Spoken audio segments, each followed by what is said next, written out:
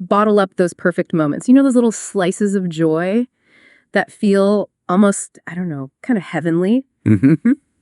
Well, that's exactly what today's deep dive is all about. We're diving into Heaven Board, this blog by a guy named Garen Wisner, where he basically chronicles all these everyday things, these everyday experiences that leave him feeling this, I don't know, unique sense of awe and gratitude. It's such a fascinating concept, right? Instead of picturing heaven as this far-off abstract place, he brings it down to earth.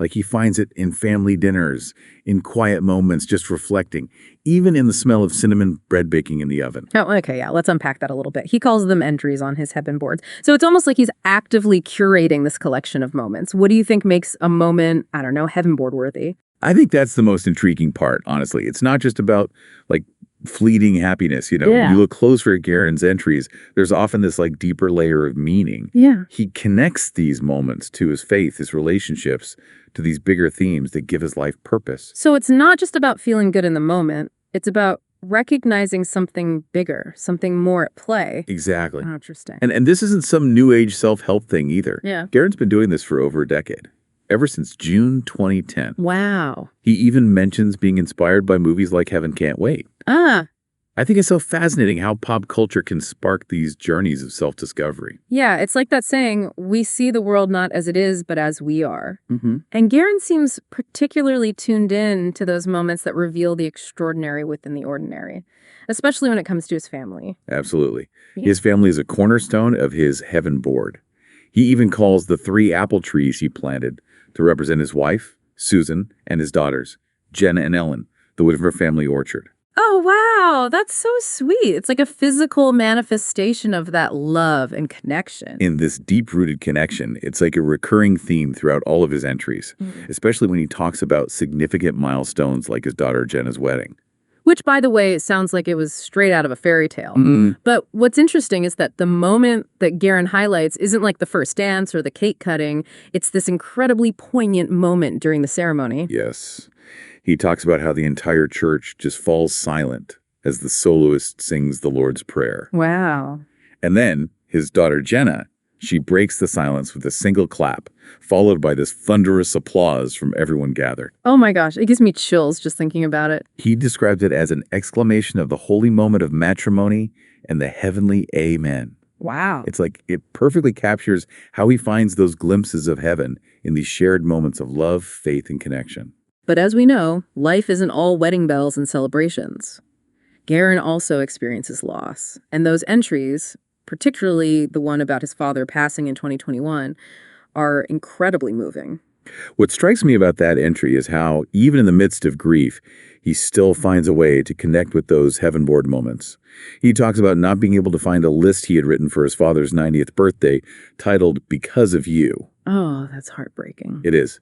But instead of dwelling on that loss, he focuses on recreating it for his eulogy, summing up his father's life with this beautiful sentiment: a Christian man in every way and a good and faithful servant. And then he shares this incredible story about his father in the ICU.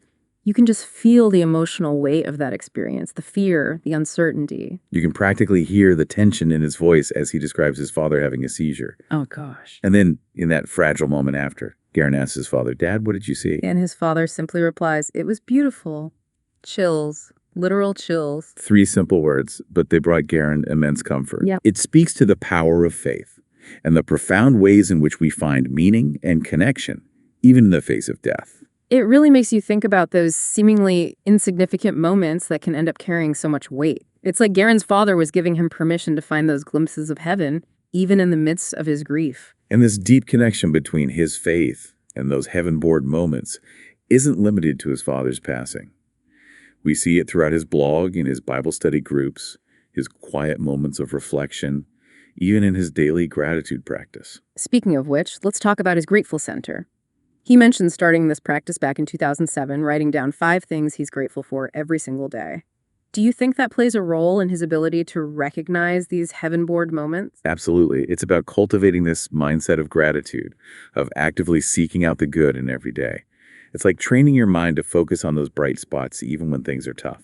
It's like that saying, where attention goes, energy flows.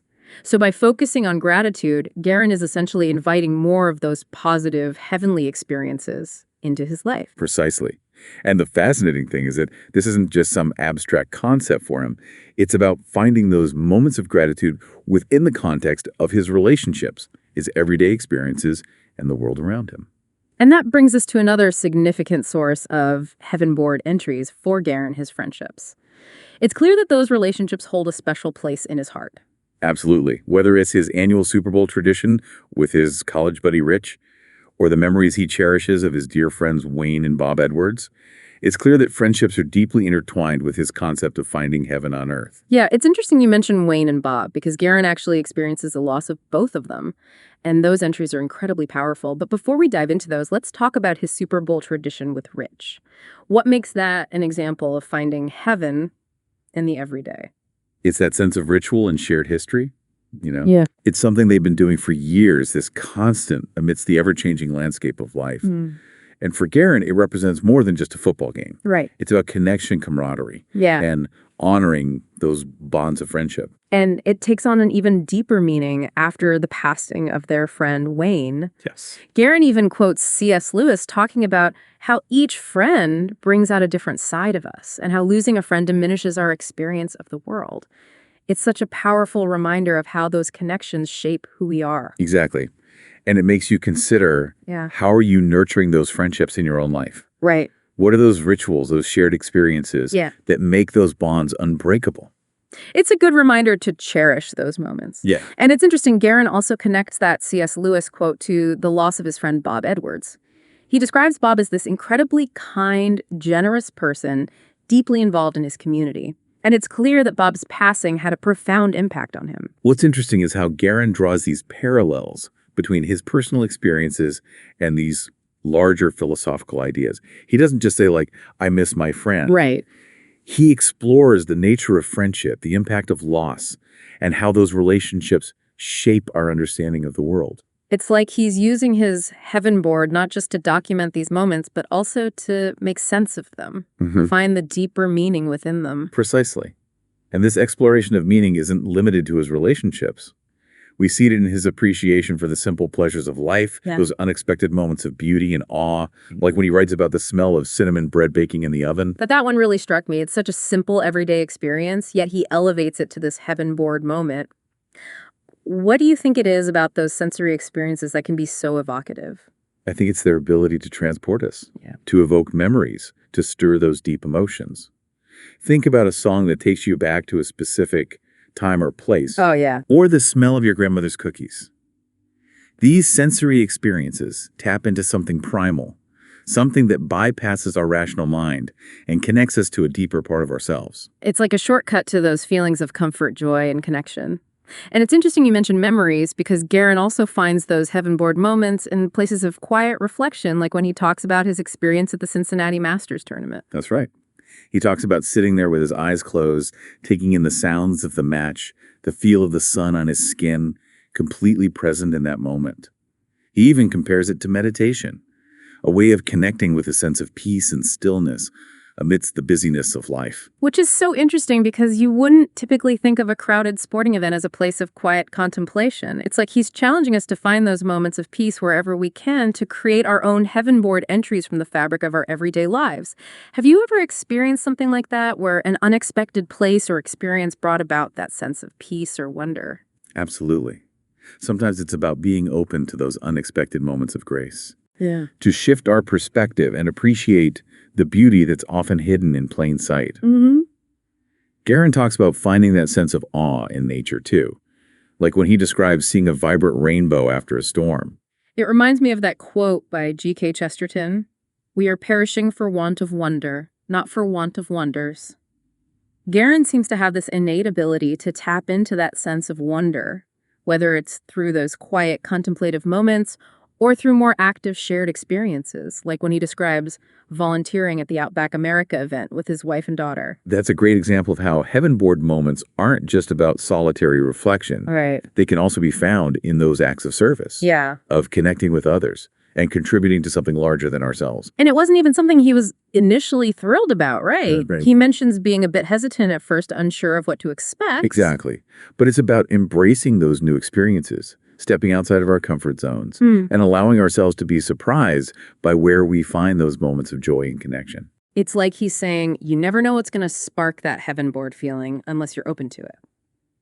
And speaking of being open to new experiences, he also talks about these incredibly transformative trips he took to J.H. Ranch in California, first with his daughter Ellen and later with his wife Susan. Those trips seem to hold a special significance for him.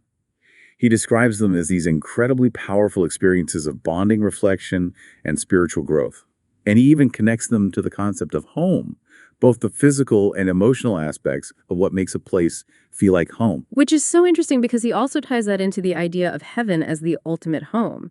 He even quotes C.S. Lewis's concept of spiritual homesickness, that longing for something more, something beyond ourselves. It's as if he's drawing this beautiful connection between our earthly experiences of home and belonging and that ultimate sense of belonging that we seek in the spiritual realm. It's like those earthly connections are these little tastes of what that ultimate connection might feel like. And those glimpses, those tastes, can come from unexpected places, even as we see with Garin from the act of giving away a book. Oh, you're talking about when he gives away his marked up books, hoping that someone else might find meaning in his notes and underlined passages? Yes. He even connects it to a C.S. Lewis anecdote, imagining that the books we give away in this life become part of our heavenly library is such a powerful metaphor for the legacy we leave behind and how our passions and insights can continue to touch the lives of others. It's beautiful, isn't it? Mm-hmm. This idea that our actions have this ripple effect extending far beyond ourselves. Absolutely. And it highlights another important aspect of Garin's heaven board philosophy.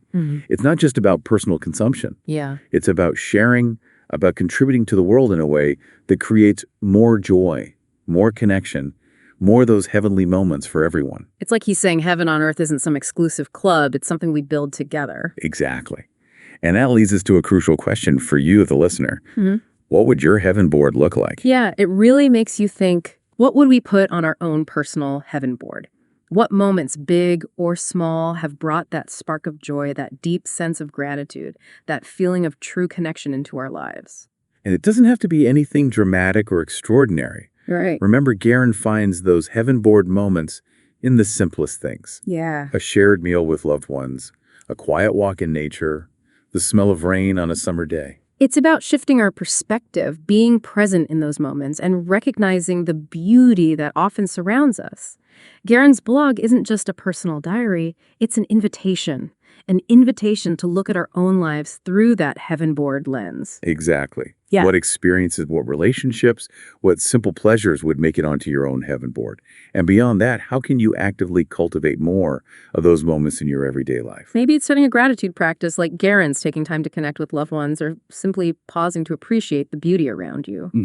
Garin's journey reminds us that we don't have to wait for some distant paradise. We can create our own heaven on earth right here, right now. It's about embracing those moments of grace, those connections that nourish our souls, those experiences that make us feel truly alive.